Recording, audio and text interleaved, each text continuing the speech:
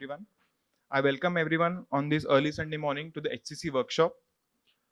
We have got some fantastic sessions lined up today, and we are kicking off today with a crucial topic, the HCC. This workshop will provide an in-depth look into the latest achievements, advancements in the diagnosis, management, and treatment of HCC. So without further delay, let's begin our workshop by welcoming our chairpersons for the first talk, Dr. Hussain Bohri, Dr. Shubham Jain, Dr. Dipen Agarwal, Dr. Sachin Gupta, and Dr. Somil Shah, and Dr. Apurva Shah.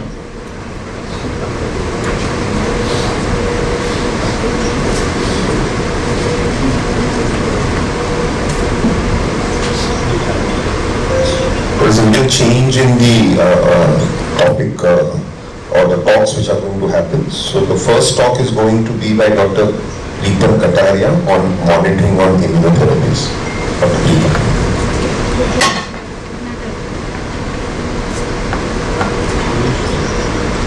So, good morning everyone.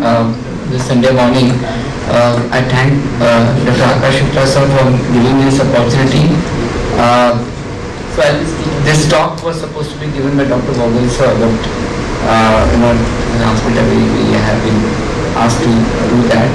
So I was thinking on the how we evaluate the clinical responses in immunotherapy. Now, why making immunotherapy responses assessment is important with respect to immunotherapy and why is it a challenge? As you all know that when we are using the conventional chemotherapy, there is a cytotoxic effect, and within a few weeks of the treatment, we find a very measurable response, and then we are very comfortable with respect to that, and it's very easier to measure the response of the treatment. And so we define in a conventional terms the response as a stable disease, complete response, or a partial response. Now what happens in immunotherapy? How is it different from the chemotherapy?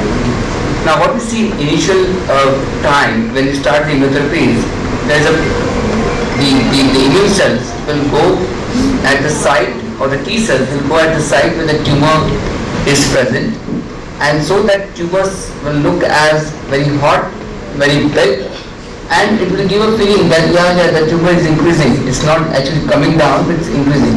Now what we call that as a pseudo progression, and so this is important because we can sort of get wrong in assessing the disease as it is progressing.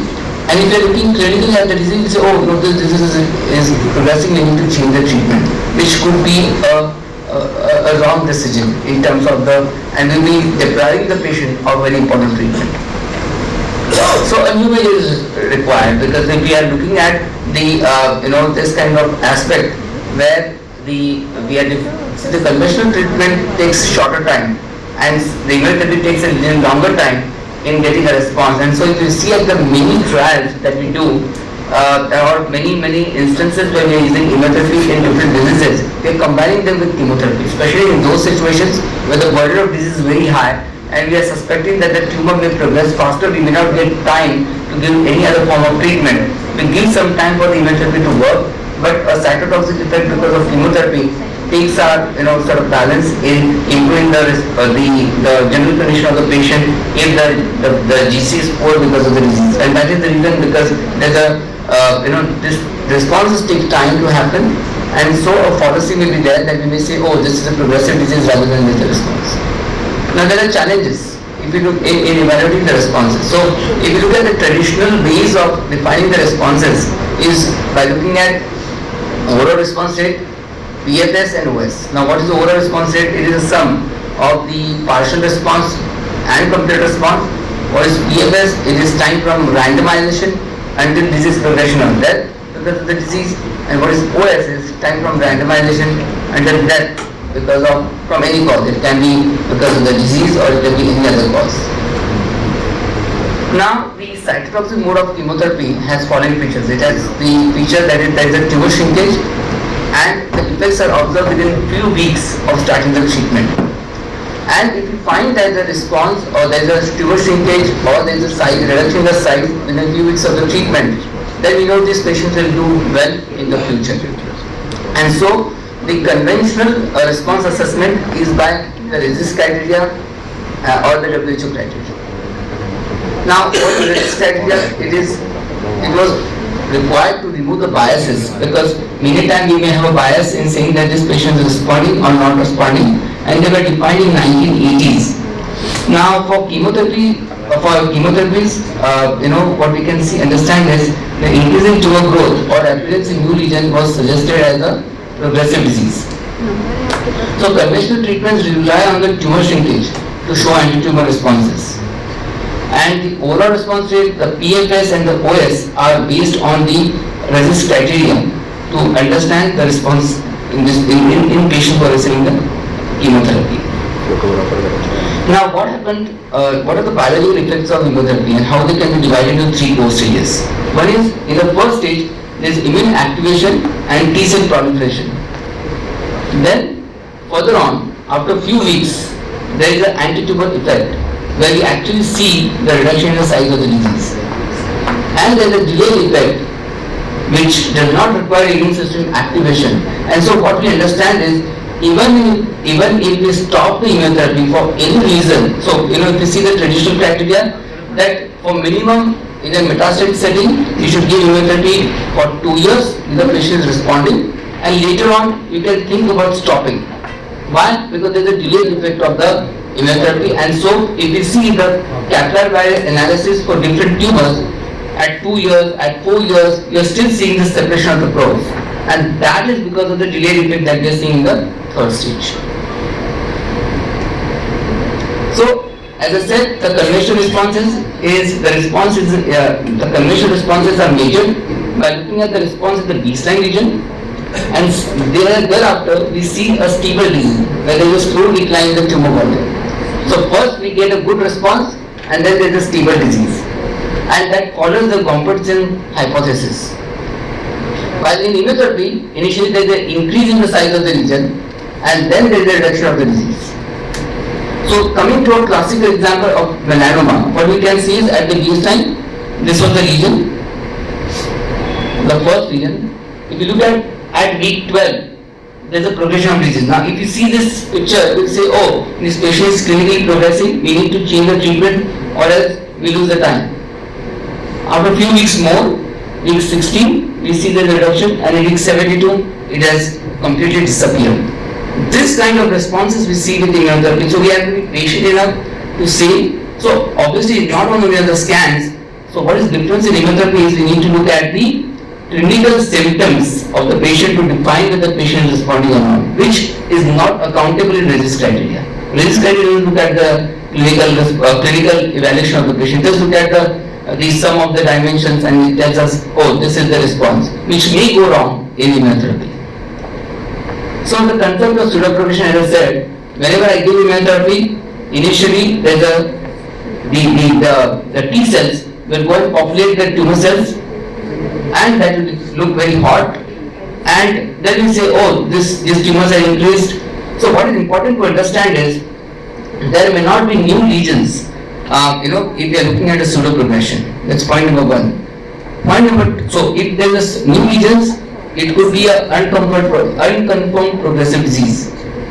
And if we are seeing that the existing lesions are increasing in size, they are becoming very hot on the PET scan, that means, and the clinically patient is very stable, on the contrary is improving, then you should get a bit jittery about it and say, oh, this is not progressive disease, this is pseudoprogression. And that's very important to understand, because the time is critical. If suppose if I label this patient as a progressive disease, I am depriving of the therapy, and if I am in very overconfidence, I say, no, this is pseudoprogression, the patient's condition may deteriorate in next few weeks.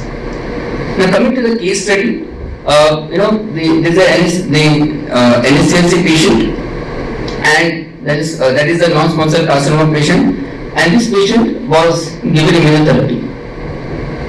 And at 6 weeks, we do so absolutely what we need to understand is we do an assessment after a delay more than 12 weeks. We don't do the assessment before 12 weeks because there is a fear that we may label this patient as a progressive disease or there is no response at all. So at 6 weeks the imaging was done. So what you can see is that they increasing the size of the lesion, and at 12 weeks the size of the lesion has reduced. So this is something which is, what we see in immunotherapy.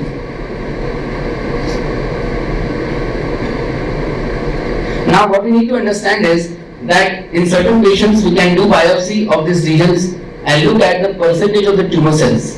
If it is very much, the number of the T cells are too much in the near the tumor site or in the biopsy, that means that this disease is a pseudoprogression. Now this is a second study which is looking at the true progression.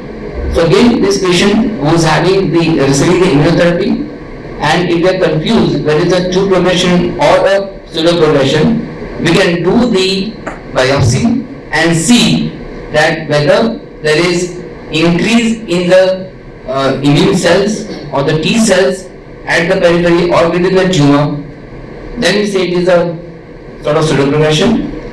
If the T cell amount or the percentage is very less and it's actually the tumor size that is increased or number of cells of the tumor are more and less T cells, then we say there is a progressive disease. So as I said, the relationship between the PFS and OS may be unique, and what we need to understand is in conventional chemotherapies, we always say that PFS is a surrogate marker of OS. Now, which may not be the case in IO. In IO, as I said, initially you may have a tumor progression and later on you may have a delayed effect. So in IO, the PFS is not a good surrogate marker, and so we always wait for the overall survival benefit to say that actually the immunotherapy has shown a good response or actually is beneficial in the treatment of the patient with a particular malignancies.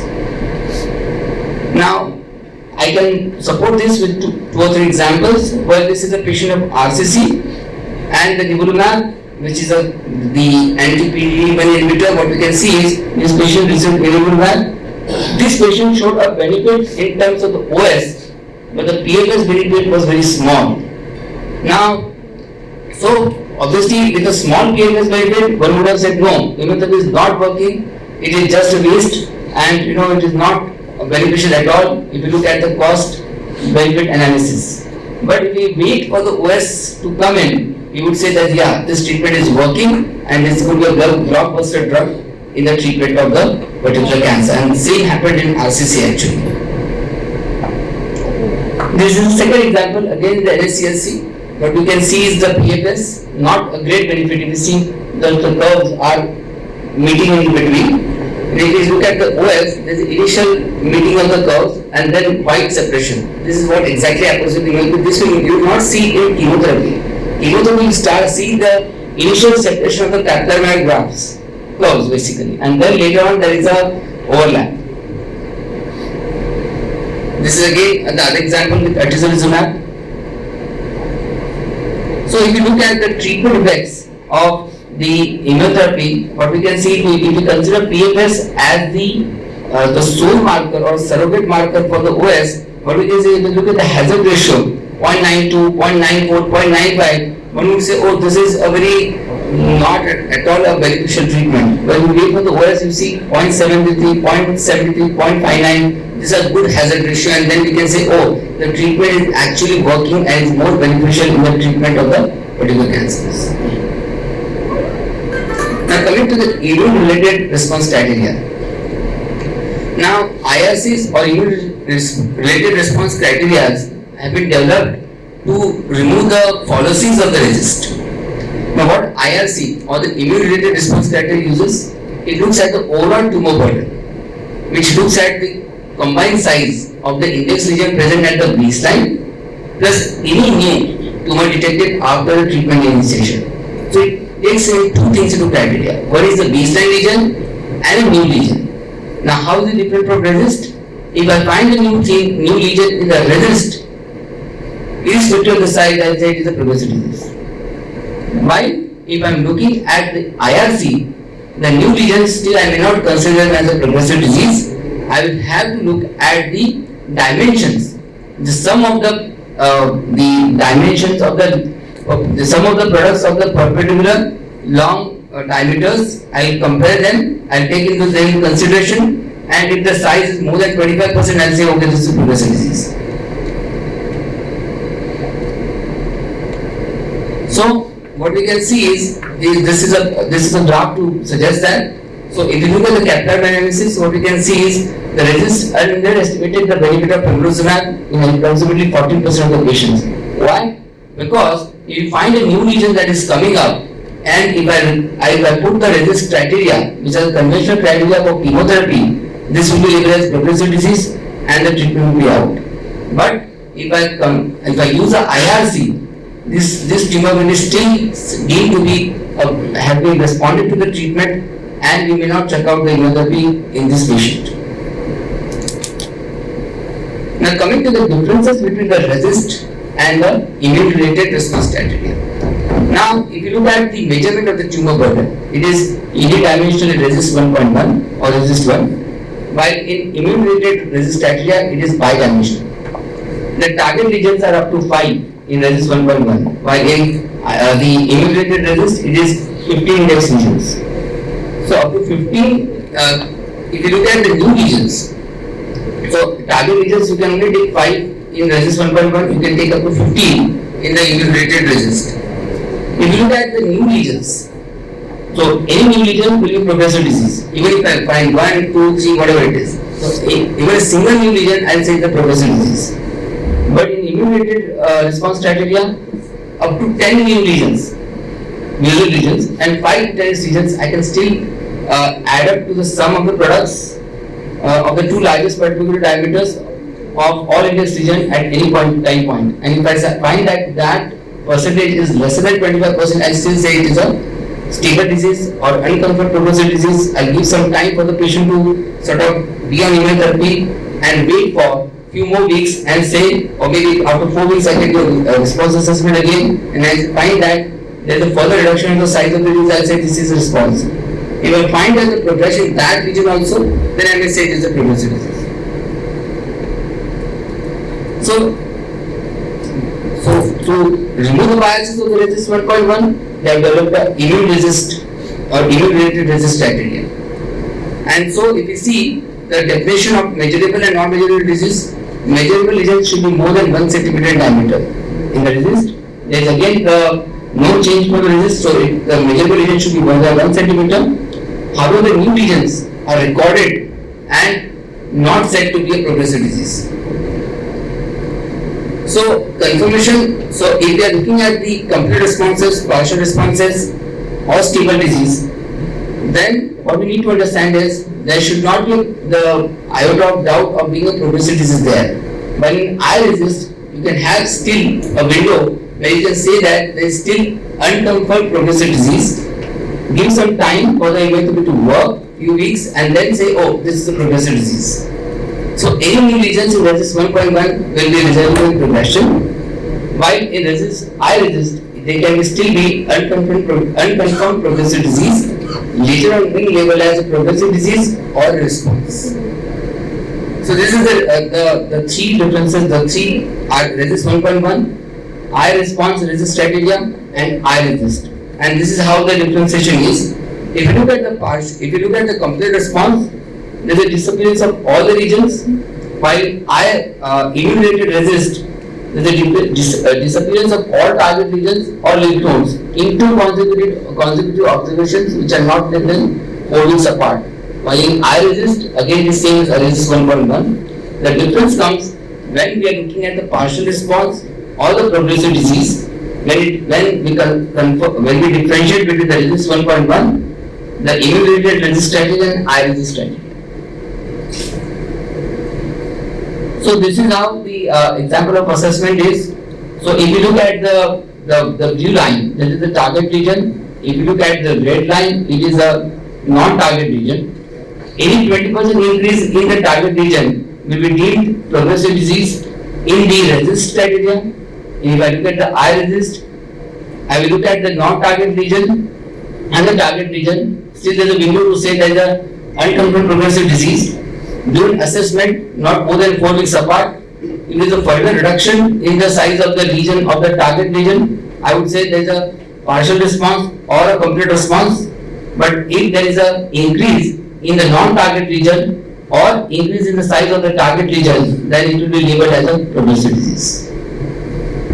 So, So what are the challenges and recommendations for the assessment of cancer immunotherapy? Challenges are in initial weeks to months, conventional and novel responses patterns are observed. The translation of immune response into anti-tumor response takes time. So the recommendation is identify the relevant response patterns and use systemic criteria to reproducibly capture the new patterns. If you look at the effect on survival, the challenges after several months is translation of immune and anti-tumor response into survival effect takes time. Proportional hazard assumptions are not applicable, and conventional statistical methods do not account for non-proportional hazard and delayed separation of curves. So the recommendation is to employ statistical models that account for the delayed effect and carefully consider use of early, interim and futility analysis. So tumor responses to immunotherapy does not necessarily follow the same pattern as for conventional therapies. Infiltrations of the immune cells may cause initial increase in the size of the region and slow response to the treatment. Then chemotherapy or some targeted therapies will be seen in terms of immunotherapy. The new IRCs may be a bit better, but it's still not the ideal choice, and switching to IRCs may improve our accuracy of judging the response. Thank you.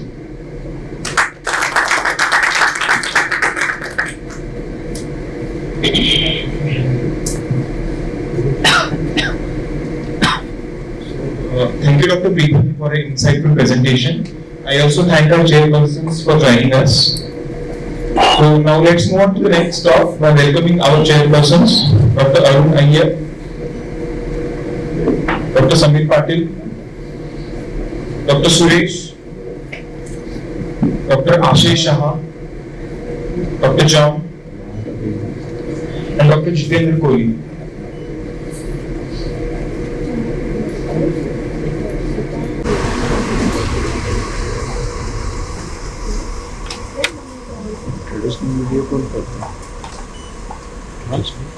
So my next talk will be on the serum biomarkers in HCC. So as we know, the HCC is one of the most common and the deadly cancers worldwide, and the management of the HCC depends upon the proper screening, diagnosis and monitoring of the response towards the treatment and the safety profile. Now there are different imaging modalities and criteria established for the diagnosis of the HCCs, but they have their own limitations, and so we are dependent upon the different serum biomarkers or the tissue biomarkers to understand the responses. Now what we know is the conventional biomarker has been the AFP, but it has got its own limitations, and what is coming up is the liquid biopsy in the treatment or in the diagnosis and management of HCCs. Now we look at the overview of the biomarker types. First we are looking through the different biomarkers, would be risk biomarkers. Now these biomarkers would tell about the risk of developing the SCCs. The second is the diagnosis. So this will be important in patients who are having cirrhosis of the liver. The second marker would be the diagnostic biomarker. Now this will be, as the name suggests, this will be for the detection or diagnosis of the SCCs. Obviously imaging is one, the AFP is one, but they may be falling short of. So we are looking for better biomarkers in terms of the diagnosis. The predictive biomarkers. Now these biomarkers would tell us about how the responses would be or prediction of the responses to the treatment. Now the monitoring biomarkers, or we are calling it as we look at the indications of the responses to the treatment. Coming to the next biomarker, the response biomarkers, that is looking at the detection of the change in the responses based on changes in the dosage of the treatment. The other biomarkers would be safety biomarkers, looking at the safety profile of the drug, and the prognostic biomarkers would be anticipation of the cancer recurrence or progression in those patients who have underwent a curative treatment. And these biomarkers have been defined by the FDA NIH biomarker working group. Now, what is an ideal biomarker? The biomarker has to be valid, reliable and objective. It should involve a minimal risk to the patient. It should be easy to collect and it should be reproducible. It must be stable under different clinical lab conditions. It should be analyzed on a routine basis and it should be feasible and rapid. Now coming to the susceptibility biomarkers. Now these are the biomarkers to stratify the risk of HCC occurrences. Basically, there is no susceptible biomarker that has been defined in the different HCC guidelines. We don't know what are the biomarkers that would tell us that this particular patient is at risk of developing HCC. We're coming to the next biomarker, that's the diagnostic biomarker. As you all know, the most established biomarker in practicing HCC is AAP. Now, what is AAP? AAP is required is a protein for the transport of copper, nickel, fatty acids, and the AAP is found in the cells of the tumor of liver, testes, and ovaries. The important part of the AAP is it dampens the immune responses and produces the immunological tolerance. It also interferes with T cell proliferation, and that also leads to immunological tolerance. Now, it has a very low sensitivity and specificity. In early SCCs, in 80% of the patients, we may miss that there is actually an SCC. So, also there is a low reliability of diagnosing SCCs in those patients who have a high viral load. So, only based on the AAP, we cannot diagnose the SCC because there is a risk of either false positives or false negatives. The only one criteria that tells is that AAP more than 400 nanogram per ml has a high sensitive specificity that this could be an HCC. Now coming to the other biomarkers, that is APLG, AP and DCP. Now the ASL guideline doesn't recommend the AFP, L3 and the DCP for the cost efficiency reasons. They are not very sensitive, they are not very specific also. So there is a score, known as the Gallard score, which looks at the gender, age, AFP, L3, AFP and DCP. And this is a good prognostic marker, good diagnostic marker that is coming up in the HCC diagnosis. What is AAP? AAP-L3 is an isoform of AFP. AAP-L3 has a high specificity but low sensitivity. Again, the same issues. Early SCCs will be missed out if we depend on AAP-L3 alone. Now, DCP is nothing but is a defective prothrombin, and it results from the lack of the post-translational carboxylation of the prothrombin precursors. So, Gallard score, as I said, it is the combination of gender, age, AFP-L3, AFP and the DCP. So, there is a substantial improvement in the sensitivity by looking at the Gallard score. The benefit of Gallard score is the early stage SCC will not be missed, or there is a less chance of missing of the early SCCs based on the Gallard scoring. So, it is one of the most important biomarkers that is coming up in the diagnosis of HCC. Now, in those situations where the serum biomarkers would be difficult or the imaging are not pointing out towards the HCC, then we will be doing the biopsy. Obviously, nowadays we are insisting on biopsies. Obviously, from the point of view that we want to do the next generation sequencing, molecular testing on those, but generally we may avoid doing a biopsy. Now, the three important things that we look in the biopsy is HSP70, glypican, and glutamate synthetase. If these three markers are present, then you would say that yeah, this is an HCC, and that would have a high sensitivity and specificity. Now, coming to the predictive biomarkers. Now, if you see that there is no role of predictive biomarkers in defining the treatment for HCC, except for one. So, if you look at the REACH trial, what it looked at was if the AP is more than 400, then ramucirumab may have a role in the treatment. If the AP is less than 400, it may not have a role to use in HCC. So, this is the predictive biomarker. And we only have one predictive biomarker, that is AP, and that too with respect to the REACH trial. Otherwise, there is no predictive biomarkers in HCC. Now, coming to the monitoring biomarkers. Now, what we understand is the imaging technique has been the gold standard for monitoring the response to the treatment. AP is not a good marker to look at the monitoring of the response, and obviously this has been confirmed in multiple studies, especially with the sorafenib, that AP was not a good marker for understanding or monitoring the response to the treatment. But only benefit of the AP is that it is, if there is a reduction in the AP, it is associated with improvement in the overall and the recurrence-free survival. Coming to the next marker, that is the prognostic biomarkers. Now, what we understand is that in the prognostic biomarkers, screening for relapse after curative treatment is mainly performed by doing the imaging, and AP is the only biomarker which is utilized in the detection, prediction and monitoring of response to treatment and disease recurrences. So there is a need, but it has lacks the sensitivity and specificity, so there is a need for better prognostic markers. Now there are different promising biomarkers that are coming up with the advent of the liquid biopsies. The first is the circulating tumor DNA. Now circulating tumor DNA was proposed in 1948, and it is one of the gold standards now coming up in the colon cancers and the lung cancers. Now ctDNA provides the information on genomic and the epigenetic data. It has good sensitivity and specificity. The only challenge is the short half-life. Now one of the benefits of having a short half-life is that if there is short half-life, it gives a dynamic assessment of the tumor. But the other problem with having a short half-life is the reproducibility and getting a quicker assessment of the ctDNA. If we spend too much of time in understanding ctDNA, then that will have erroneous results. So if you look at the ctDNA, what we understand is it has a good ctDNA would have a good stability and rapid analysis. The disadvantage is it is still in the early phase of the biomarker development. Now coming to the cell-free tumor RNA.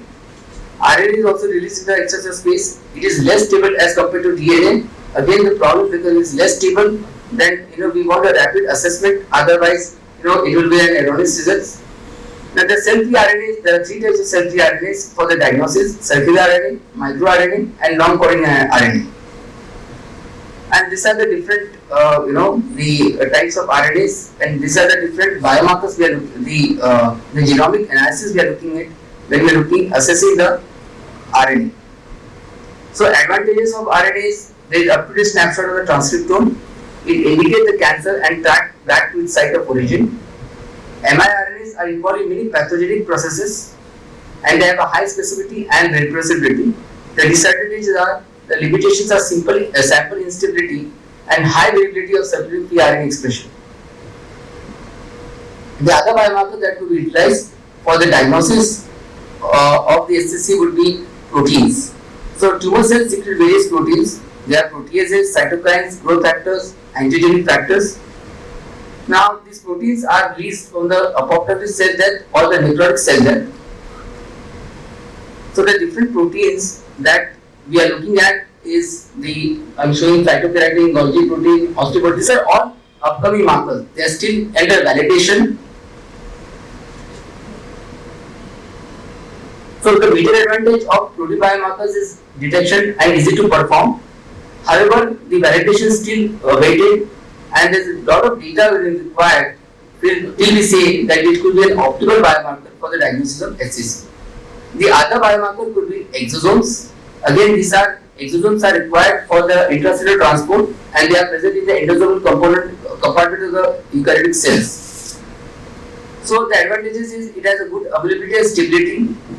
However, the disadvantages is the reproducibility and the validation of the test result, since it is in the various phase of development to call it as an optimal biomarker. The others are the CTCs. Now CTCs are nothing but circulating tumor cells. Now they are released from the tumor cells. The issue is they are released in a very small amount, and the tumor burden should be very high. So in 1 into 10, out of 1 into 10, that's 9 cells, only 1 CTCs we get into the blood.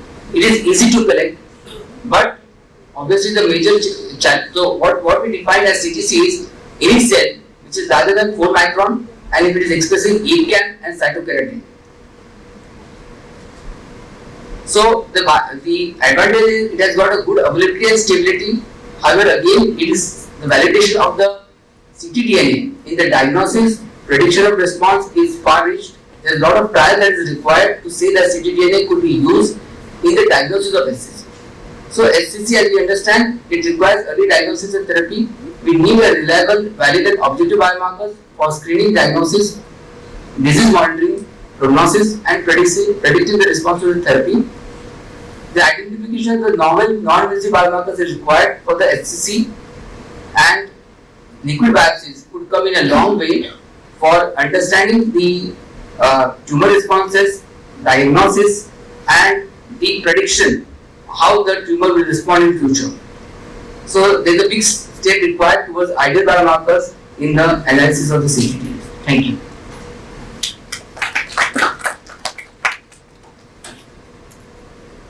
These biomarkers available apart from this, HCC and AFP, the other one. So that's correct. Exactly the issue is that we, as I showed the different biomarkers, especially the ctDNA or the nucleic acid, that is the ctRNA and ctDNA.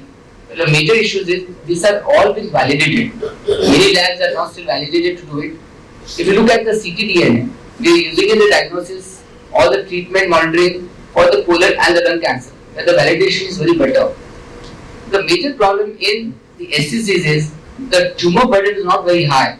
We don't have distant metastasis that much in the area. So the tumor burden should be very high if we are looking at the CTC. So CTCs can be, so different labs are doing CTCs. The major issue is the validation. If we have a good validation that this amount of cell, because if the CTCs are not validated properly, we may miss the diagnosis or we may erroneously say the patient responded. For example, if there were 10 CTCs at the initial, before the treatment of the tumor, and after 4 cycles, if I find there are only 5 CTCs, I say, oh, patient has responded. But actually, it may be sampling error. It can be the lab may not be validated properly, so they may be erroneously resulting saying that there are only 5 CTCs, but actually there are 10 CTCs already there, or there will be 12 CTCs. So that is patient not responded. So still we are relying on imaging modalities and the AP. These are all biomarkers in future, not now. You also mentioned that tube cup is also used as a biomarker for HCC. So what we have noticed in, I'm from Kerala, so what we have noticed in our practice is that in many patients, tube cup tends to be non-specifically elevated, especially in those patients with portal vein thrombosis, which may be blind or tumor related, or in thrombosis in any other part of the body. So what are your comments on that? So I agree with that. So that's exactly what the problem with the serum biomarkers is. The PIMCA2, again, the specificity and the sensitivity is a big issue. So we are looking at the combination of the biomarkers. Combination, what I mean is the imaging modalities, AFP, BCP, and so they are coming with a guideline score, which are they are looking at the gender, age, AFP, L3, AFP, and DCP. The major problem with all these biomarkers is obviously a better picture of HCC on the imaging, we will not miss it. But especially in those patients who are having cirrhosis, related nodules, early HCC, we are missing those by looking at these biomarkers. And we want better biomarkers where we can define that yes, this patient has a HCC, we pick it up at an early stage and we can give a definitive or a curative treatment in these patients. And that's where the whole the research is going on to understand how we can catch an early HCC just based on early biomarkers without doing a biopsy. The major glitch in doing a biopsy is the biopsies are invasive, risk of bleeding is very high, and so we are looking for a very idealistic biomarker which is non-invasive. Yeah. So we have done a tie with actually my collaboration of CTC analysis in HCC. So comparing with the cirrhotic patients, what we found that CTC is raised in cirrhotic also. So we are still lacking that whether it will work in HCC because of the low tumor. Second, suppose if we want to collaborate on the clinical practice, suppose if there is imaging which is not showing HCC, AFP is normal, PIMCA is normal, and still you are suspecting it could be HCC. Whether you any time in clinical practice have done the liver biopsy to look for glycogen and vitamin synthase in your practice. So still we are not using CTCs in the diagnosis of HCC yet. And as I said, the major glitch is validation of the results, and and that is the major problem that we are facing. Not all labs are equipped to do these CTC estimations, and as far as we know that the CTC is still not the recommended way of diagnosing HCC. So we are not still using in our clinical practice to look at the CTCs. As I said, CTCs we are still using in lung cancer and colon cancer, where there is a international guidelines and validation to look at the CTCs. We diagnosed a 40-year female patient with cirrhosis, come with HCV positive and one wide size nodule. CT and MRCP both suggestive of EP vocal, and AFP is around 22. So without liver biopsy, how you will proceed? So definitely it is a very catch-22 situation because AP is not that elevated. As you all know, in cirrhotics also the AP will be or yield will be there, it will be elevated. So there are two ways. Either you observe it, that is the best manner, and under close observation have a look because unnecessary because of 5 mm region it will be difficult to biopsy and more chances there will be false negative also. So the ideal way to look at it is I would say is that we should wait, keep it a close observation, monitor the AP and the lesion and see if it is rising, is increasing in the size or the AP is getting elevated, then do some definitive treatment first. Dynamic monitoring of FP is much more valuable than any single value of FP. If there's at least an increase in at least more than 15, then size of that nodule remains same, but AFP coming down. In follow-up, I have seen at 2 to 3 monthly. So AFP comes down 22, 18, 8. So, but sometimes what medical legal issue that you are already seeing this patient, and in future with cirrhosis, with this much observation also, because of medical legal issue, if anything I am missing or what, that's why I'm. That's right. What you're saying is absolutely right. The only problem is if I do some definitive treatment like a RFA or a test without having the proper diagnosis of the disease, then again that will be again medically challenging. So I think the definitive diagnosis before giving any anti-cancer treatment is very imperative. So if you look at one of the biomarkers, as I said, the AP more than 400 could be the more diagnostic manner of diagnostic if there is a region smaller or whatever it is. If imaging modalities are not confirming it. But as the case is brought in, if it's a 5 mm and the AP, if you look at, sir, I rightly mentioned, if you look at a single value, I think you look at the series of value, the temporal association, then you find that this is actually an HCC and not a regenerative node. Thank you. if there are no further questions, we'll close. Thank you, Dr. Kataria, for an informative presentation. I also thank our chairpersons for joining us. Let's dive into the third talk on staging and choice of therapies.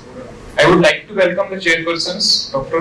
Shashwat Sareen, Dr. Kaivan Shah, Dr. Dhaval Gupta, Dr. Aradhya Venu, Dr. Virendra Chaudhary, and Dr. S. Rajan.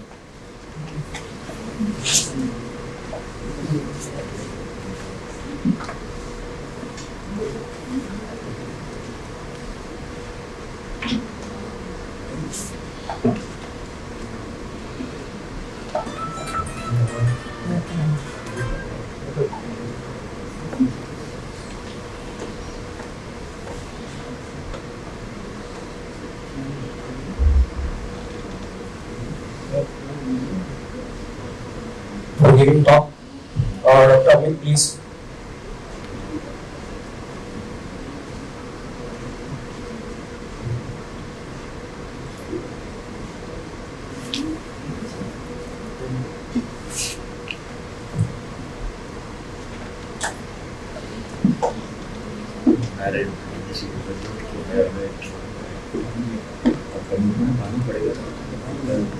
Good morning, everyone. I'll be discussing about staging and choice of therapies in HCC. So basically, as you all know, prognosis and treatment of HCC depends upon tumor characteristics, tumor biology, liver functional reserve and portal hypertension, performance status, and comorbidities. So an ideal staging system should consider patients with all possible combinations of the above prognostic variables. There should be homogeneous grouping of patients, and each group should have a different prognostic stratification, and there should be selection of most appropriate therapeutic option to each group.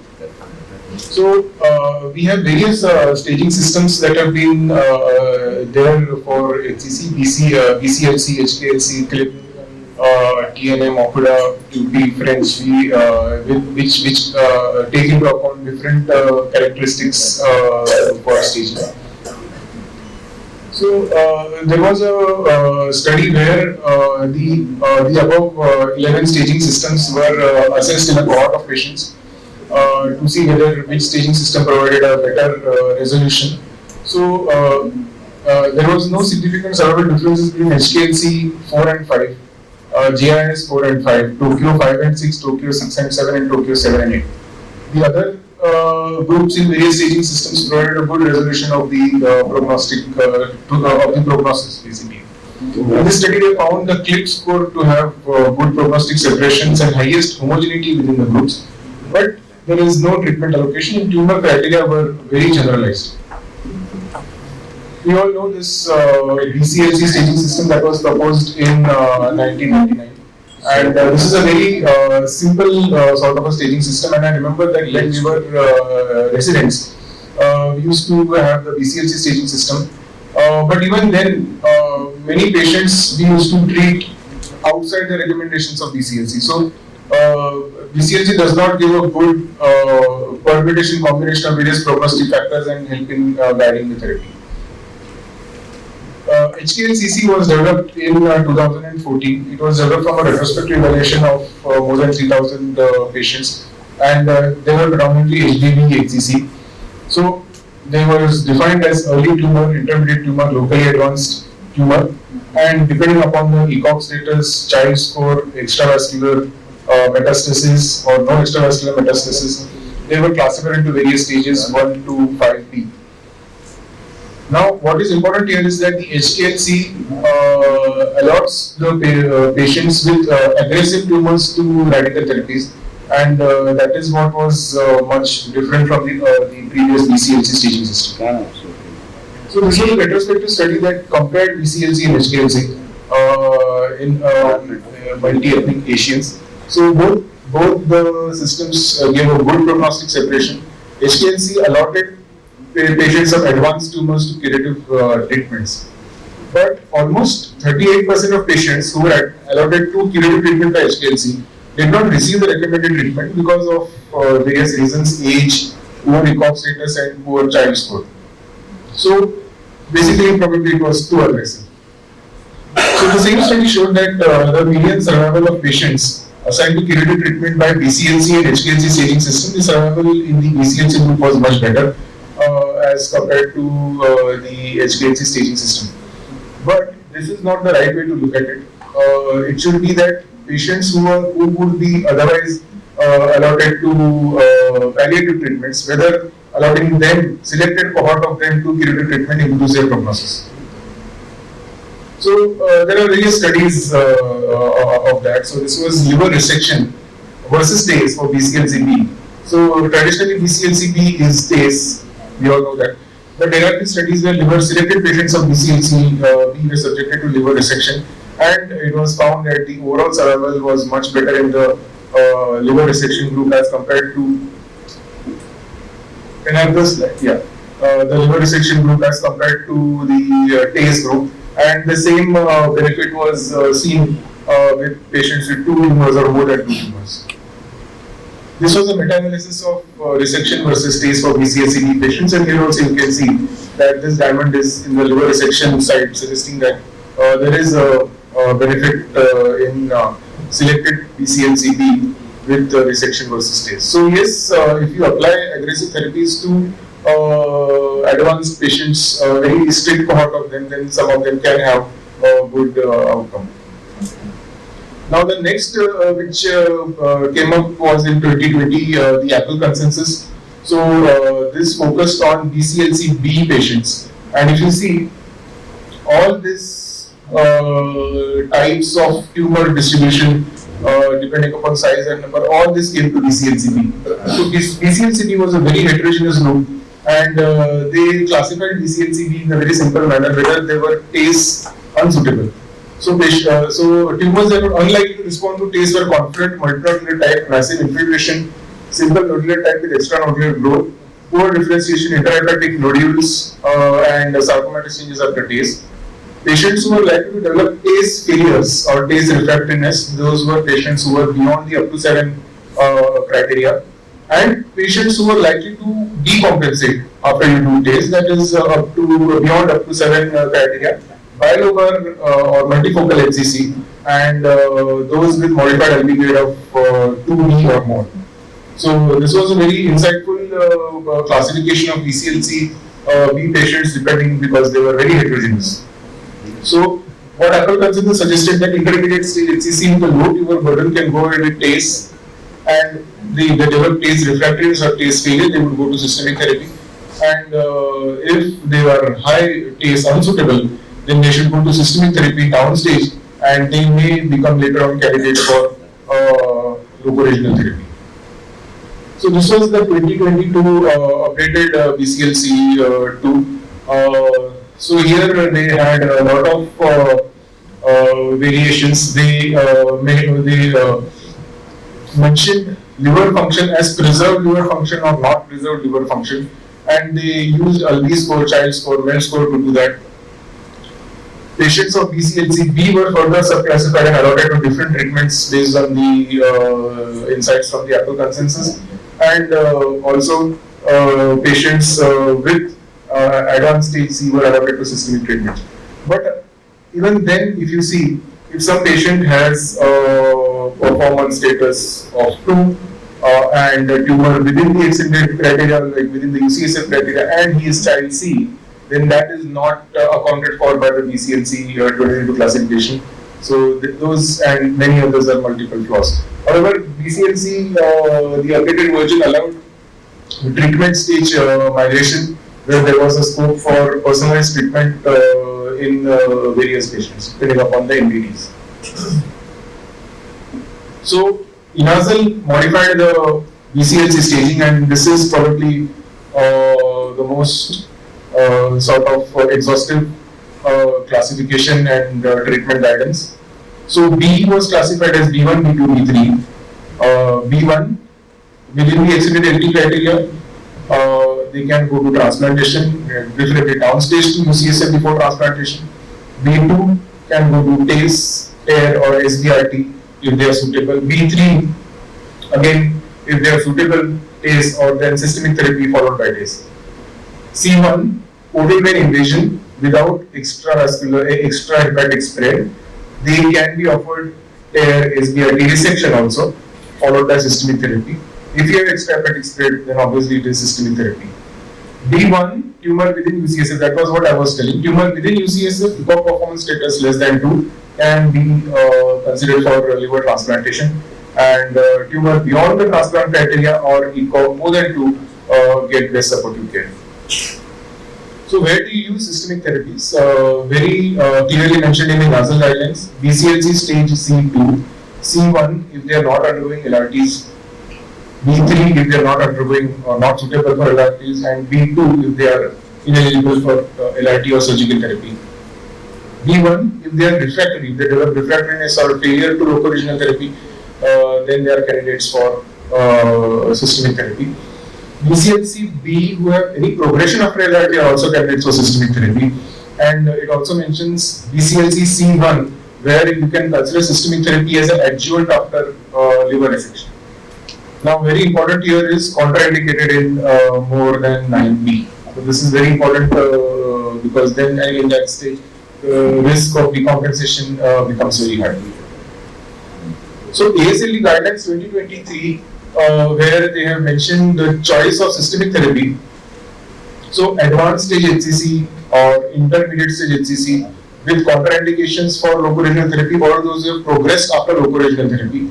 However, child A, ECOG 0 to 1, then you see, then these are candidates for systemic therapy. You see whether they have any contraindications for immunotherapy. So ASLE considers immunotherapy as the first sort of among the first line or as a systemic therapy. So autoimmune disorders or patient has had liver transplantation or solid organ transplantation, then if yes, then obviously you cannot use immunotherapy, you go to sorafenib or lenvatinib. If there is no contraindication for immunotherapy, then the patients have risk of esophageal variceal bleeding. If yes, then you can go to Radiological because that doesn't have any VEGF inhibition, and if no, you can go to atezolizumab. If there is progression here, then you can go to the second line, which is regorafenib, cabozantinib, ramucirumab, or nivo-epi or pembrolizumab. Now, EASL 2021 guidelines gives this very nice sort of a checklist before you put any patient on immunotherapy, and this is very important for us to to check before we put patients on any immunotherapies. And similarly, it gives for the lenvatinib and sorafenib also. Now, what is coming up more is immune checkpoint inhibitors plus local immunotherapy. And what is the rationale behind doing this? Is control of local disease can preserve liver function, and local tumor makes remaining cancer cells more susceptible to the immune system. So, tumor antigens which are released due to tumor destruction by liver-directed therapy, they can sort of potentiate the immune system, and immune checkpoint inhibitors can have a better anti-tumor response. So, this was the Emerald-1 trial. So, which was a phase 3 double-blind randomized controlled trial. Unresectable HCC, no extrahepatic spread is eligible, child A or B cell ECOG 0 to 1. They were given 3 arms: TACE plus durvalumab, TACE plus durvalumab and bevacizumab, and TACE plus placebo. So, TACE plus durvalumab plus bevacizumab group had a higher median progression-free survival, and it showed that it is better in terms of progression-free survival as compared to TACE alone. There are many other trials which are ongoing to address this, and we have to obviously we cannot change our practice based on one study results, and we have to see for the overall picture whether this helps or not. IMBRL 050, this is one where I was talking that patients who have undergone resection or ablation, and if they have high risk features, then tumor size more than 5 centimeters, more than 3 tumors, macrovascular invasion, poor differentiation, then atezolizumab, giving atezolizumab as an adjunct has got a better recurrence-free survival than just active surveillance. So this is mentioned in the ACLT guidelines as well as the nasal guidelines, where surgical resection, local ablation with complete response, if the high-risk features were present, they should get atezolizumab for 1 year, and then if there is a recurrence, then you decide based on the type of recurrence and the time to decide to further therapy. Now, very upcoming sort of consideration is whether you can use immunotherapy for downstaging advanced HCC within liver transplant criteria. So, yes, immunotherapy helps in improving the downstaging success. It maintains the disease control and it extends downstaging potential. So, again, salvage liver transplant for HCC resections who have received immune checkpoint inhibitors in the past can be a cohort of patients which we may see in the near future. So, main concern here is the post-transplant rejection, and we know that the half-life of various immunotherapies is 14 to 25 days. But the receptors are occupied for a prolonged period, and effect of immunotherapies lasts beyond the half-life. So, with various case reports and small studies, what they have seen is minimum washout period should be 90 days. If someone has received immunotherapy, we should wait for 90 days at least for the washout to happen before we go on to do transplant. So this is can be done in the LDNT setting, but again in the DNT setting it can be challenging. So this was the Vitality trial, which was a multi-center observational study in various centers in the US, where they took patients who were within Milan and beyond Milan who were downstage using immunotherapy, and then they were transplanted. So 43 patients underwent transplant, 7 patients developed post-transplant rejections, 1 developed graft loss, and all these were received immunotherapy within 90 days of the transplant. So patients who had received immunotherapy more than 90 days before did not develop significant rejections. Now, what are the factors which influence the risk of rejection post-transplant, and what should be the choice of immune checkpoint inhibitors in this group of patients? Now, the immune checkpoint inhibitors act on the co-stimulatory pathways. We know that the T cell gets activated, it binds to the tumor cell, that is signal 1, and there are co-stimulatory molecules which enhance this effect, and that co-stimulatory pathway is signal 2. So, PD1, PDL1 or PDL2 is one of the co-stimulatory pathways, as well as CTLA4 and B7 is a co-stimulatory pathway. Now, in terms of immunological tolerance after transplant, in the induction phase, CTLA4 is more important. So, you cannot block CTLA4 very close to transplant, because then that will have a higher risk of recurrence. And the PD1 axis is more important in the maintenance phase. So if the choice will be giving PD1 or PDL1 rather than CTLA4 if you are giving a checkpoint inhibitors to downstage. PDL2 is present on monocytes and dendritic cells, and PDL1 is only present on tumor cells. So PDL1 specific blockade may contribute to lower allograft rejection than PD1 blockade, because then it will preserve the PD1 PDL2 axis. So these are a few considerations that you may consider before downstaging advanced HCC to transplant. So there are various ongoing trials which are going on to assess whether different combination immunotherapies can be safely used to downstage patients and do transplant, and we have to see for all these to make clinical decisions.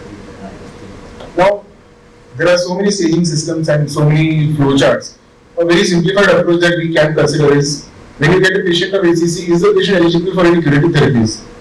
If he is eligible for ablation, resection or transplant, that should be the first choice of the therapy. If not, then when the patient is eligible for any form of local regional therapy, TACE or FAIR, or a combination of like TACE plus RFA or something like that, then that should be the second aim.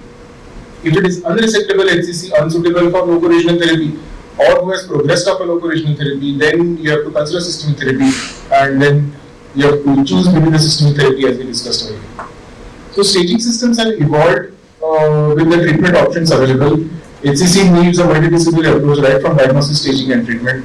And staging systems are a guide to the treatment, and ultimately what treatment is given needs to be tailored to the individual patient. Thank you.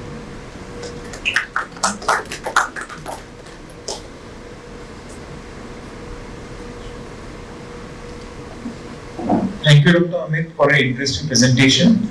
I also thank our chairpersons for joining us. Let's begin the fourth and the final talk for this session on radiologic diagnostics in HCC. Please join me in welcoming the chairpersons for this talk: Dr. Rajiv Kumar Bansal, Dr. Renu Bharne, Dr. Manish Agarwal, Dr. Paras Shah, Dr. Vinay Zawar, and Dr. Alok Mantri. Thank you. Everyone, we would like to invite Dr. Abhijit Rao for starting the session as a speaker. He is a Director of Radiology and Imaging in Reliance Foundation Hospital, Mumbai. Dr. Abhijit Rao.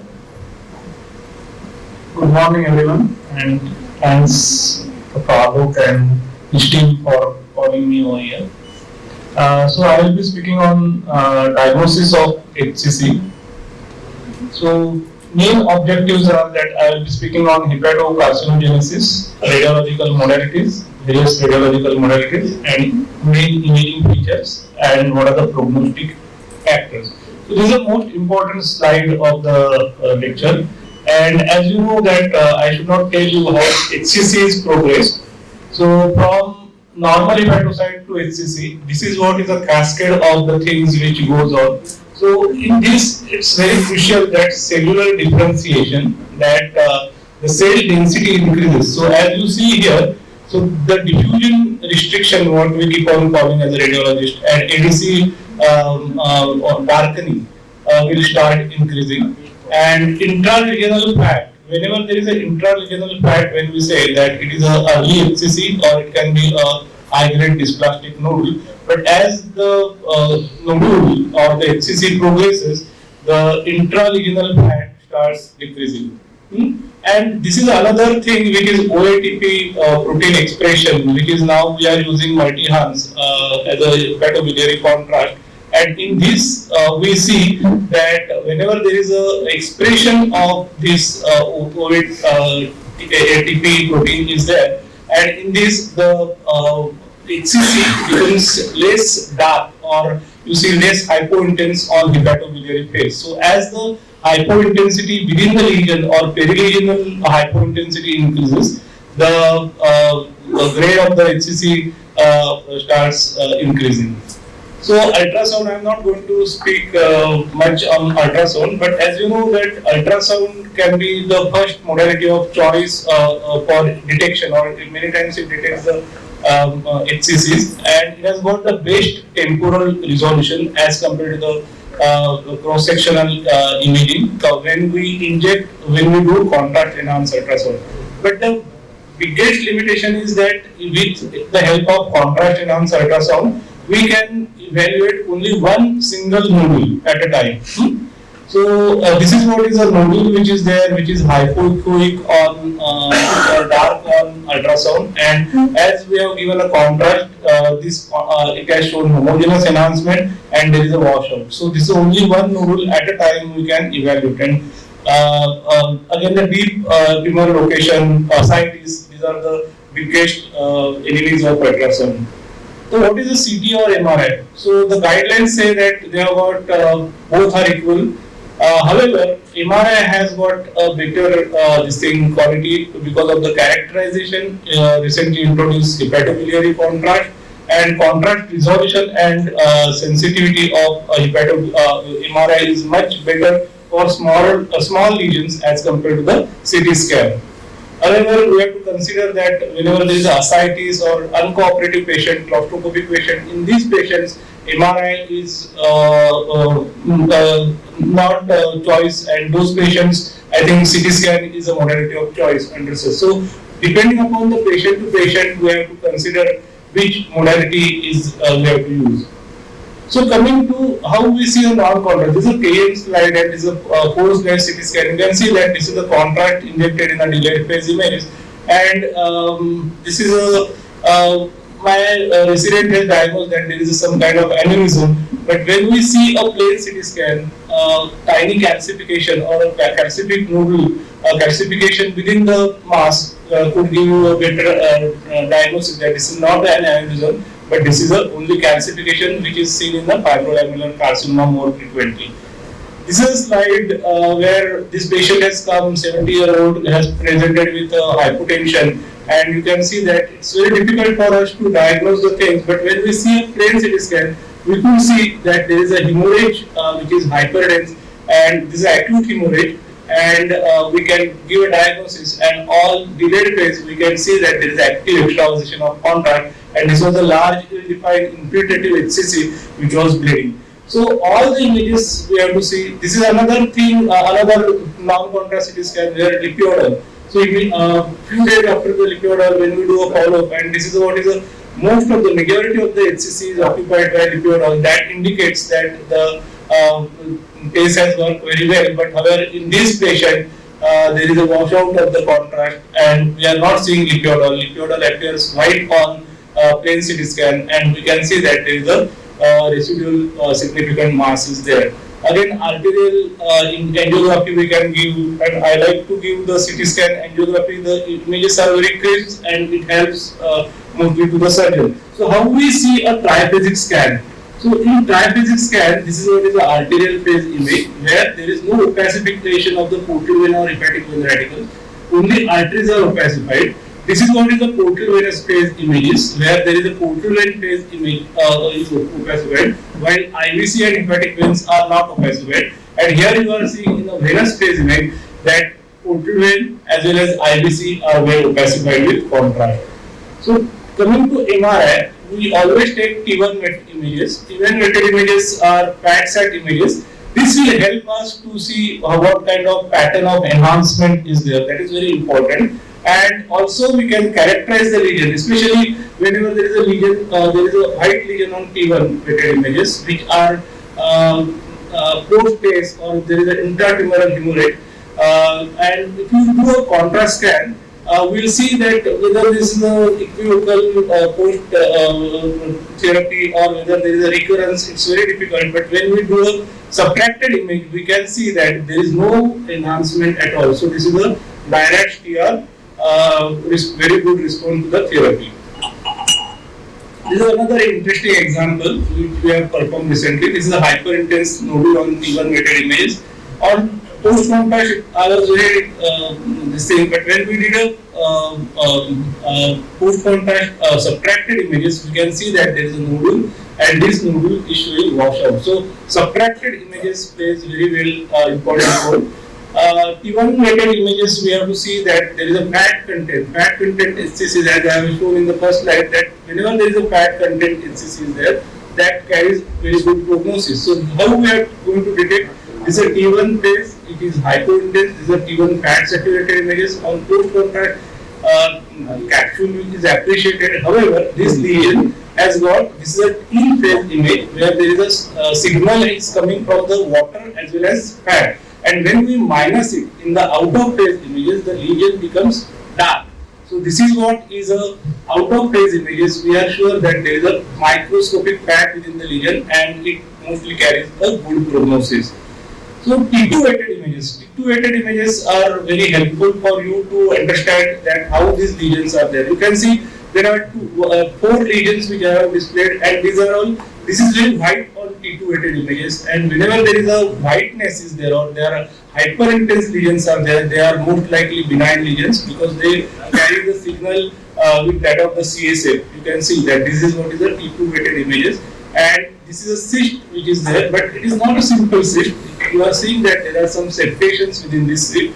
So this was detected to have cystadenoma. This is another hyperintense lesion which was lobulated margins, and this was a hemangioma. And this is a lesion which is very hyperintense. So is it malignant? But then you are seeing that there is a hyperintense scar. So this was a FNH tumor. And while our HCC looks very intermediate or hyperintense, and that is because of the hypoxia, it attracts water, and that's why it appears intermediate or relatively hyperintense. Diffusion weighted images are always to be accompanied by ADC-map. So whenever there is a restriction of diffusion, you have to always see that there is a opposite on this, there is a darkening on the ADC-map, and we have to calculate the value, and this will help you for assessing the response to the therapy. Smaller lesions, which will be very nicely picked up on diffusion weighted images, and you have to see that correspondingly it is showing darkening on ADC map. So less than 2 centimeter or even 1 centimeter lesions can be picked very nicely on diffusion weighted images. So all that literacy is not good. So here what is, this is a restriction of diffusion, but this lesion is not showing corresponding ADC darkening. So this is a benign lesion, and this was a hemangioma. So on post-contrast scan, this is what is a typical enhancement is there, and you can confirm it that this is a hemangioma. This is another lesion where there is a restriction of diffusion. So you can see that this is a white on diffusion, but it is darkening on ADC map, and on delayed venous phase images, you can see that there is a scar, and this was a FNH. So all images you have to see. This is another example because there is significant restriction of diffusion here. And you will see that this is HCC, but the margins are ill-defined, infiltrative, and this was the cholangiocarcinoma. There is a retraction of capsule. So it is considered as an ancillary marker of detection of HCC. Portal vein invasion will be very well picked up on diffusion weighted images. You can see that this is a portal vein, and this is showing darkening on ADC map, and the entire tumor is also showing infiltrating kind of tumor. This is what is a typical HCC, how it will look. It is hypointense on even PAT-SAT images. It will show peripheral, non-rim enhancement, and there is a washout. And on delayed phase images, you can see a capsule. While you can differentiate the tumor, the pattern of enhancement is very important. Here, this is a repetition of the same slide, where we are seeing that there is a puddling of the contrast which is there, and it becomes homogeneously enhancing on delayed phase images. It takes the IVC, it is similar to the contrast enhancement, is similar to the IVC suggestive of hemangioma. This is what is a mass which is showing intense enhancement. However, on delayed phase images, we are seeing the scar is there, and that scar will keep on increasing on shows post-contrast delayed phase enhancement. So coming to the major factors and ancillary features, how we diagnose HCC. Arterial phase enhancement is the most important factor which we consider, and here you can see that plain CT scan, there is a mass lesion which is hypodense, and it shows non-rim-like peripheral enhancement. It shows it is not a peripheral, it is a central as well as the entire nodule is showing enhancement, and this is what is a this factor is so strongly associated with HCC. However, it's not the standalone this thing that only when we see, we have to combine all other factors also. How is a washout and other capsule, if it is there, then we can call that as a HCC. So non-rim enhancement is this is what is a cholangiocarcinoma which is there, and you can see that there is a central enhancement, but the lobulated margins, the pattern of enhancement is not favoring HCC. It is a typical for cholangiocarcinoma. Non-rim enhancement in another hemangioma, you can see that there is a non-peripheral peripheral enhancement is there, and it becomes homogeneously enhancing on delayed phase images. So this is a rim enhancement, which is very typical, and we call this as in the LIRADS, we call this as a LIRADS N classification. And you can see this is a plain CT scan, and there is a peripheral enhancement you can see, and as we are taking delayed phase images, the central component of the scar or fibrous tissue start increasing. This is the irregular margin. You can see that there is an infiltration into the adjacent. This is what is the periregional halo, which we call, and this is definite use. It indicates that this is not HCC. This is LRM masking. Washout. So whenever there is a washout, this is another second factor which you consider, that this is intensely enhancing in the late arterial phase images, and there is a washout.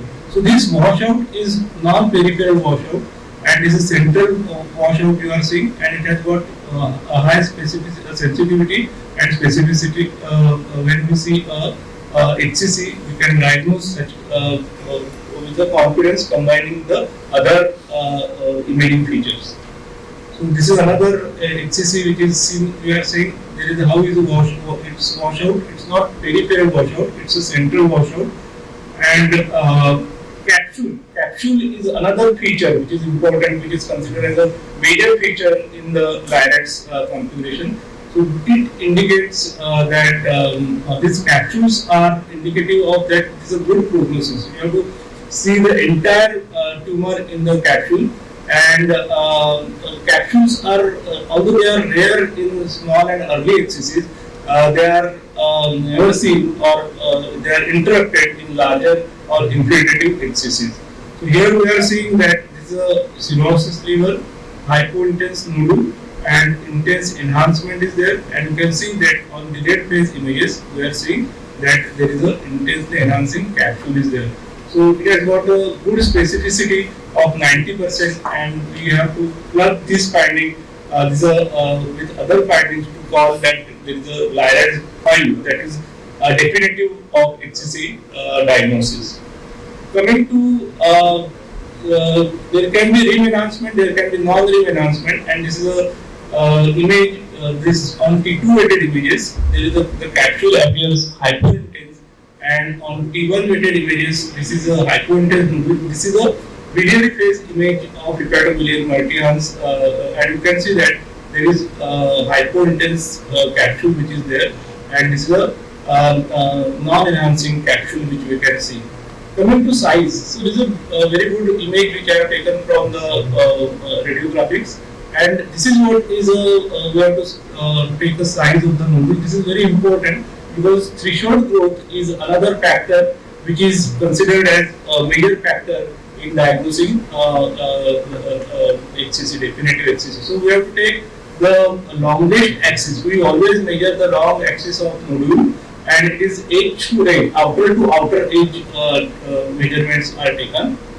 And whenever there is a growth which is in the around 6 months, if the growth is more than 50%, then that is definitive consideration of HCC.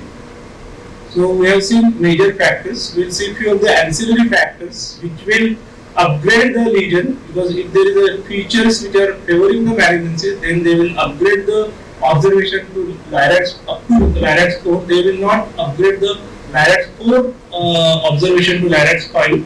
And if they are favoring benignity, then these observations can we can degrade this. We can lower the stage of the HCC of nodule.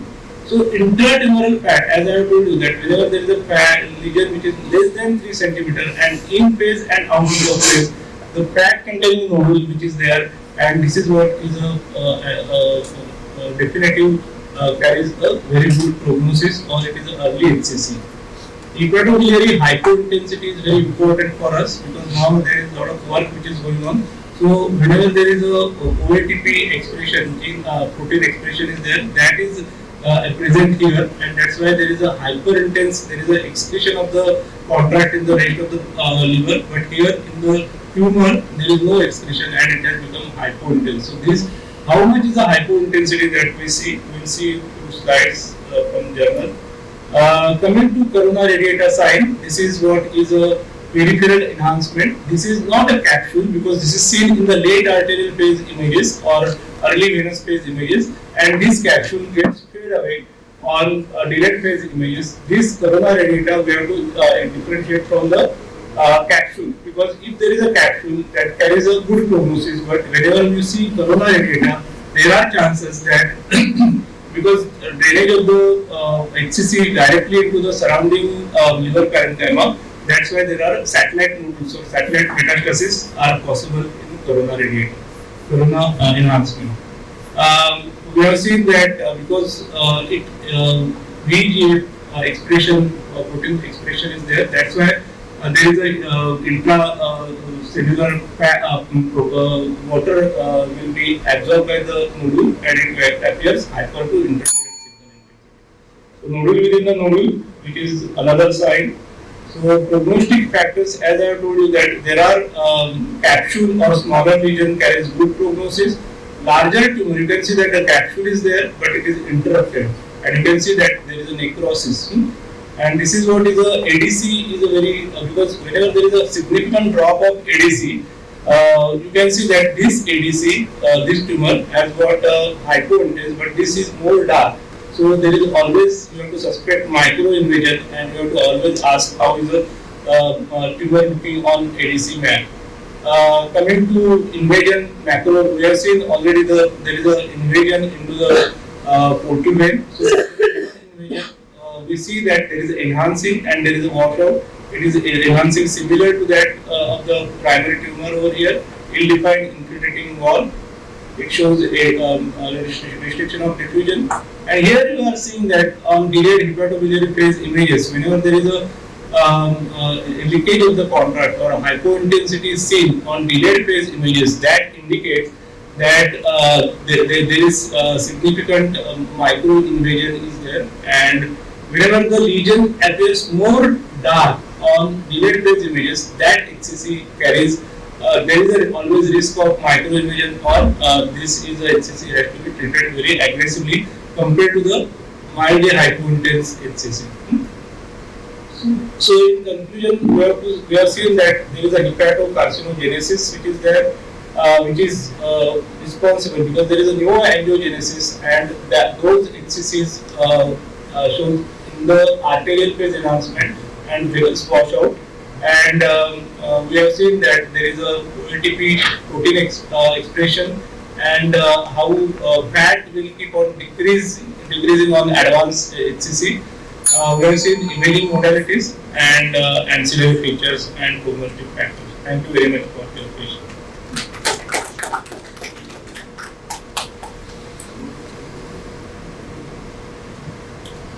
Thank you, Dr. Vijay, for a fantastic presentation.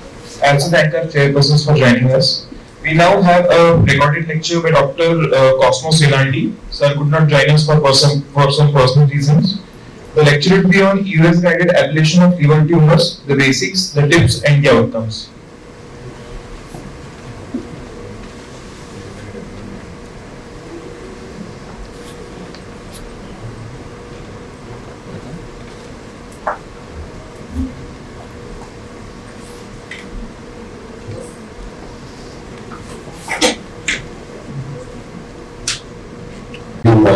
In Mumbai. I'm sorry that I could not come in person this time. So my topic today on endoscopic ultrasound guided radiofrequency ablation of liver tumor, basics, tips, and outcome. We know that there have been inefficient development techniques between the ERCP and the knowledge of the transabdominal ultrasound. what we call the endoscopic ultrasound or EUS. And we know that the EUS has been widely used for diagnosis and managing the pancreatic biliary disorder. However, when we perform the endoscopic ultrasound or EUS approach, especially for the biliary interventions, mostly the endoscopist will look at the liver side. There have been also development and innovation to perform the liver biopsy using the EUS guided method.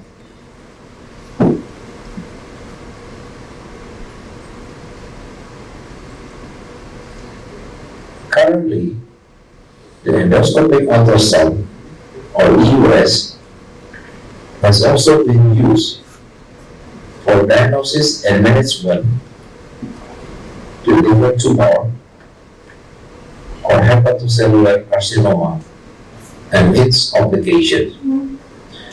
As we can see here, that this has been published in the World Journal Gastrointestinal Endoscopy in 2018. How we can use the endoscopic ultrasound or EUS to identify the liver lesion and to decide whether the biopsy will be needed or follow-up. So radiofrequency ablation or RFA, we know that this method also has been widely used for managing liver cancer and breast cancer. So the principle of the radiofrequency ablation is to deliver the radiofrequency into the tumor to produce the thermal ablation. And it can be done, especially for the liver with the RF needle percutaneously using the ultrasound guided. And this method has shown that it would be less session for managing liver tumor when compared to ethanol injection. This picture, the cartoon animation, show how we perform the RFA percutaneously for the small liver tumor.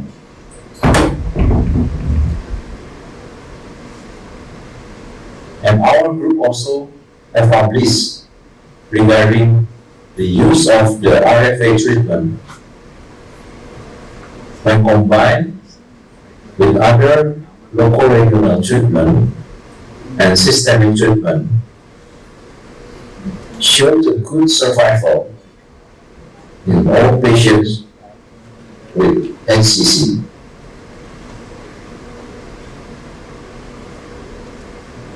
So currently, there have been innovation for endoscopic guided radiofrequency ablation for managing pancreatic cancer. The radiofrequency ablation or RFA has been increasingly applied in the management of unresectable pancreatic cancer. Both intraoperative and percutaneous RFA have shown the acceptable clinical as well as technical success rate. However, the clinical safety and risk of serious adverse event is still concerning. RFA has shown to be promising in the palliation of unresectable pancreatic cancer with development of more effective chemotherapy regimen and recent advancement of endoscopic devices. The US RFA is considered relatively safer than intraoperative and percutaneous approach with a higher clinical and technical success rate, and of course, less risk of the adverse events. this video just to show how we can use the EUS guided radiofrequency ablation or EUS RA in 92 years old female who has been diagnosed with the pancreatic adenocarcinoma. And in this case, it shows that after EUS RFA treatment, prolong the survival of this patient.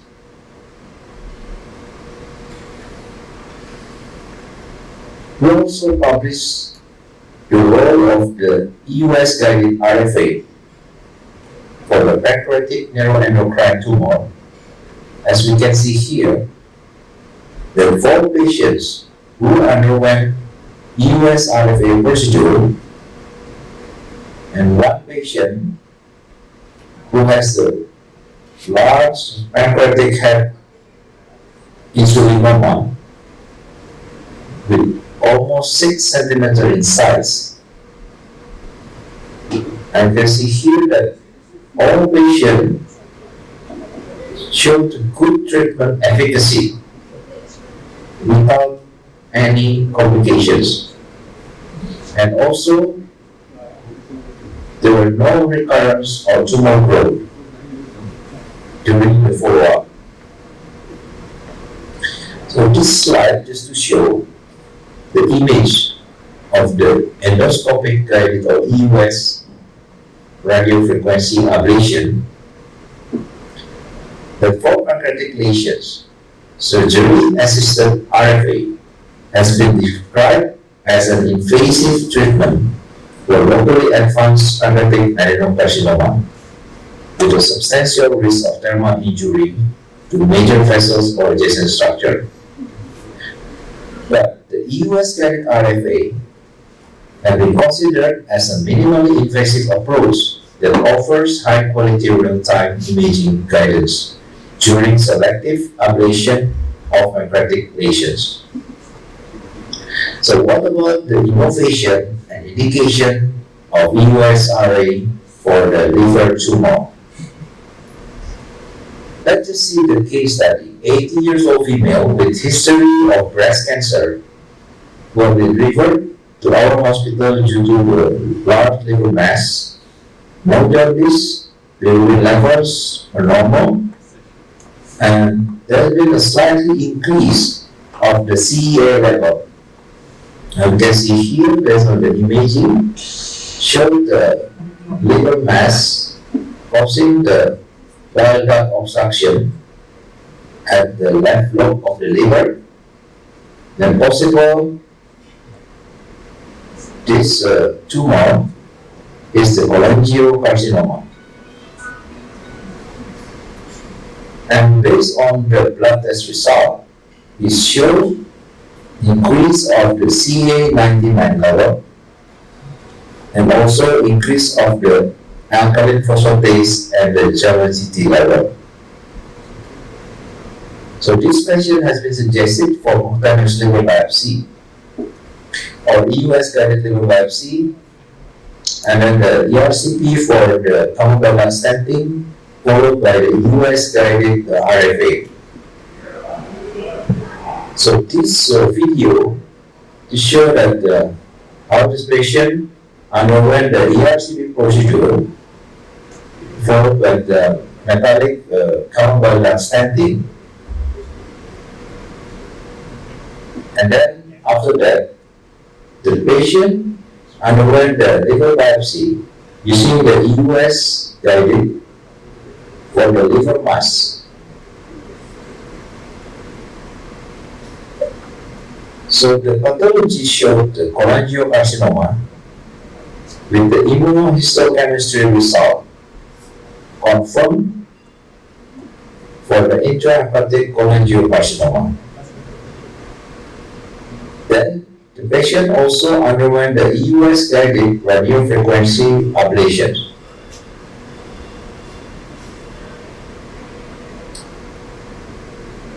So after the RFA session, the patient underwent the immunotherapy to control the disease as well as to prevent the tumor growth. So local immunotherapies have been shown to be a good method that can control the progression in biliary tract cancers and also could be an option for non-metastatic or advanced disease. Another case, a 65 years old male, when he has been diagnosed with the colon cancer, the pathology showed the moderate differentiated adenocarcinoma, and the CA level showed to be very high. Then the patient underwent surgery, lumpectomy, sigmoidectomy with exploration procedure, and you can see here that the CA after surgery seems to be very high, and the CT scan showed the liver metastasis. So this patient underwent the chemotherapy, and then after several cycles of chemotherapy, the CD level has come down to less than 5, and no more liver enlargement after the chemotherapy sessions. However, after the 6th session of chemotherapy, the CD level seems to be increased again. And this slide is to show the abdominal CT scan of this patient. And then after several chemotherapy sessions, there will be disappearance of the liver nodules. So during the follow-up, the oral chemotherapy has been given to this patient using the capecitabine. However, the CEA is still increasing during the oral chemotherapy. So during the follow-up, you can see here that there has been the liver as well as adrenal metastasis noted in the imaging study. So PET CT scan showed the right liver lobe and adrenal metastasis.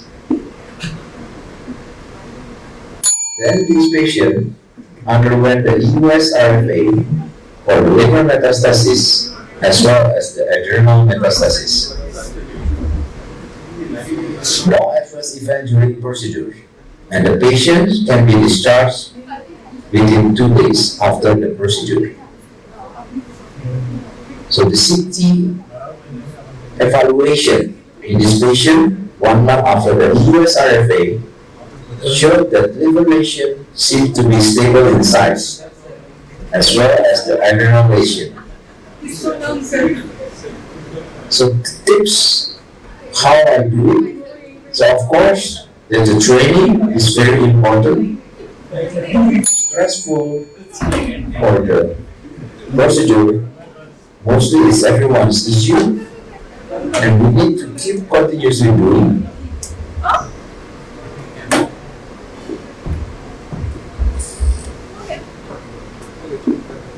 We hope you leave this session with a better understanding of latest clinical strategies and improving therapies for HCC.